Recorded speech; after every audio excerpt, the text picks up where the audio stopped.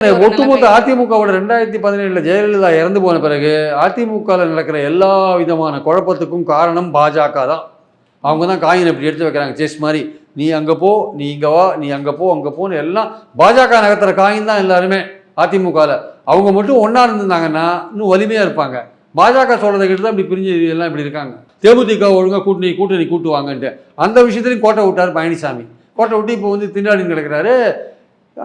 சசிகலாவையோ இல்லை வந்து ஓபிஎஸ்ஸையோ சேர்த்தா நிச்சயமாக சவுத் சைடில் வந்து அவருக்கு நிச்சயமாக ஒரு செல்வாக்கு வரதுக்கான வாய்ப்பு இருக்குது. அவர் தான் முதல்வர் ஆக போகிறார். நாளைக்கு முதல்வர் ஆனார்னா ஆட்சிக்கு வந்து முதல்வர் ஆனார்னா இவங்களெல்லாம் எப்படி டீல் பண்ணுறதுன்னு ஈஸியாக டீல் பண்ணலாம் முதல்வர் ஆகிட்ட பிறகு. அது புரியாமல் என்ன பண்ணுறாரு, இப்போவே வேண்டாம் தோத்தா அவர் இப்படி நினைக்கிறார், ஜெயிக்கிறதுன்றதை பற்றி நினைக்கல. தோத்துட்டா கட்சி நம்ம கையை விட்டு போயிடுவேன், அது போகக்கூடாதுன்னு செயல்படுறாரு. அப்போது என்ன பண்ணுறாரு, பாஜகட்டையும் சொல்லி வைக்கிறார், நீங்கள் தலையிடாதீங்க, நாங்கள் ஓபிஎஸ்சி சசிகலாவும் சேர்க்க மாட்டேன் அப்படின்னு சொல்லி வச்சுருக்காரு. அப்போ அமித்ஷாவால் ஒன்றும் பண்ண முடியல.